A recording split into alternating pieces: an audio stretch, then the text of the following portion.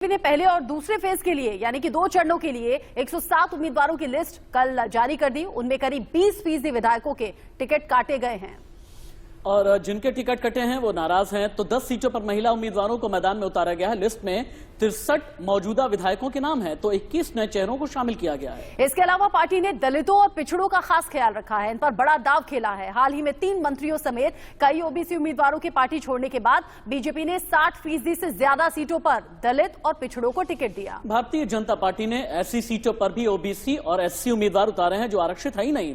इससे बिल्कुल साफ है कि बीजेपी ने स्वामी प्रसाद मौर्य फैक्टर की तगड़ी काट निकाली है।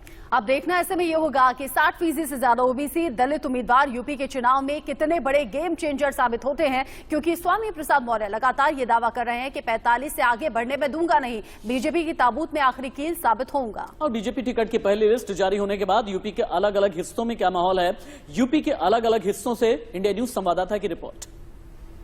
बीजेपी 107 प्रत्याशियों की सूची जारी कर चुकी है। ये बीजेपी मुख्यालय है। आप देख सकते हैं कि यहाँ पे अभी भी भीड़ जमा हुई है और जो टिकट काटने की चर्चा हो रही थी कि बड़ी तादाद में टिकट काटा जाएगा, तो 107 में जो सूची जारी हुई इसमें 83 सिटिंग एमएलए थे, जिसमें से 20 लोगों का टिकट काटा गया है। आप देख सकते हैं कि यहाँ पे जो टिकटार्थी हैं, क्योंकि उनको ये भी उम्मीद है कि हालांकि सब कुछ मामला यहाँ दिल्ली दरबार से ही तय हो रहा है, लेकिन यहाँ पे वो कैंडिडेट भी है जो दूर दराज ग्रामीण क्षेत्र से आए हैं इस उम्मीद के साथ कि यहाँ पे पार्टी उनको कैंडिडेट बना सकती है।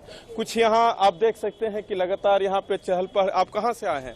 कन्नौज से आए हैं। अभी दावेदार हैं? नहीं, दावेदार नहीं, कार्यकर्ता हैं भारतीय जनता पार्टी। आज तो बीजेपी ने सूची जारी कर दी जिसमें से कुछ लोगों का टिकट भी काटा गया है। आप एक कार्यकर्ता के हिसाब से कैसे इसको देखते हैं? जिन्होंने काम नहीं किया है और जनता के बीच नहीं रहे हैं तो टिकट काटा है, कोई गलत बात नहीं है। भारतीय जनता पार्टी का निर्णय सबको मान्य होगा और कुछ विधायकों से कार्यकर्ता के साथ जनता भी नाराज रही है, तो इसीलिए उनका टिकट शीर्ष नेतृत्व ने काटा है। विधानसभा चुनाव को लेकर बीजेपी ने जो प्रत्याशियों की सूची जारी की है उसमें ज्यादातर पुराने नामों को ही तरजीह दी गई है। देखने वाली बात यह भी होगी कि क्या बीजेपी के ये पुराने नाम 2022 में भी कमल खिलाने में पूरी तरीके से कामयाब हो पाएंगे।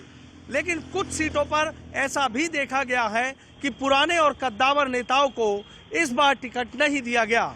मेरठ की 7 विधानसभा सीटों की बात करें तो यहाँ 3 लोगों के जो टिकट हैं वो काट दिए गए हैं, जिनमें सबसे बड़ा नाम बीजेपी के दिग्गज नेता और पूर्व प्रदेश अध्यक्ष रहे डॉक्टर लक्ष्मीकांत वाजपेयी का है।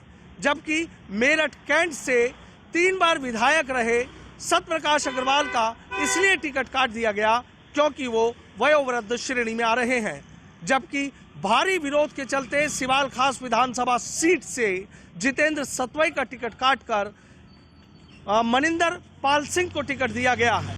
भाजपा पार्टी द्वारा आज 2022 चुनाव के प्रत्याशियों का जो पश्चिमी उत्तर प्रदेश के प्रत्याशी हैं उनका नाम घोषित किया है। वहीं अगर हम गौतम बुद्ध नगर की बात करें तो गौतम बुद्ध नगर में जो पहले से ही 3 विधानसभाओं पर विधायक रह चुके उन्हीं पर ही भरोसा जताते हुए एक बार फिर उन्हीं को ही मौका दिया है।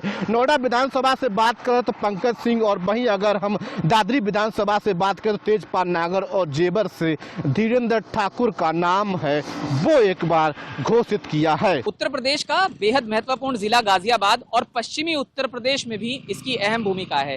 तो इस जिले की अलग अलग कॉन्स्टिट्यूएंसीज पर लोग क्या सोच रहे हैं वो हम जानने की जगह जगह कोशिश करते हैं। मैं इस समय गाजियाबाद में मौजूद हूं और मेरे ये जो इलाका आप पीछे देख रहे हैं ये लोनी का इलाका है। लोनी जहां के 5 साल तक विधायक रहे नंद किशोर गुर्जर जो बीजेपी से आते हैं, और एक बार फिर से बीजेपी ने उन पर विश्वास जताया है।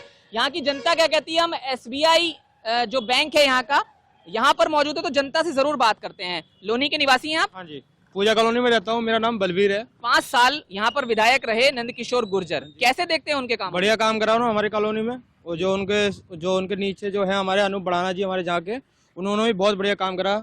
उनकी सरकार में, बीजेपी की सरकार में बहुत बढ़िया काम हुआ है। तो अब दोबारा से बीजेपी ने उन पर विश्वास जताया है, क्या लगता है दोबारा कौन विधायक होंगे यहाँ? वही होंगे, हम उन्हीं को ही वोट देते हैं, हम बीजेपी को ही वोट देंगे और नंद किशोर जी को ही देंगे।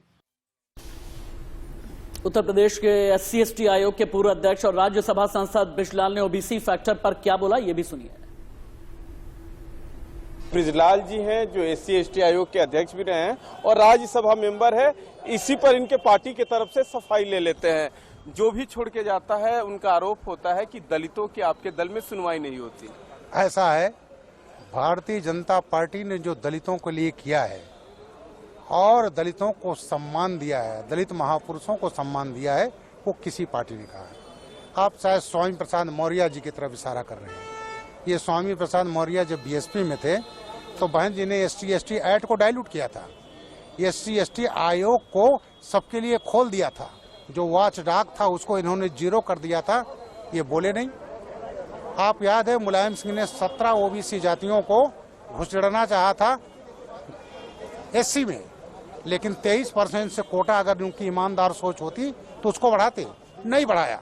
केवल ये कि 17 OBC से निकल करके SC में चले जाए तो इनके बिरादरी को और ज्यादा स्पीड।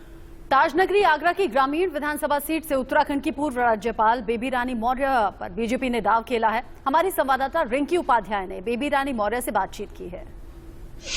मैं केवल इतना ही कहूंगी कि मेरे ऊपर पार्टी ने भरोसा जताया है। मुझे ग्रामीण से प्रत्याशी बना के जो उन्होंने एक कार्य दिया है मुझे करने के लिए, मैं उसे पूर्ण करने की कोशिश करूंगी और अपनी पार्टी का आभार भी व्यक्त करूंगी कि उन्होंने मुझे इसके योग्य समझा। महिलाओं को आपसे अधिकतर अपेक्षा है। महिलाओं के लिए आप अगर आप यहाँ से जीतती हैं और जाती हैं यहाँ पर तो महिलाओं के लिए क्या करेंगे आप? देखिए, महिलाओं के लिए योगी जी और मोदी जी दोनों ही कार्य कर रहे हैं। महिलाओं को आर्थिक रूप से संपन्न करना, सशक्त करना।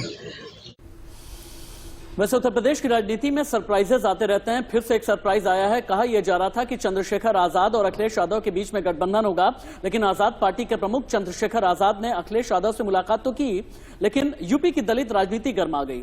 शनिवार को प्रेस कॉन्फ्रेंस हुई।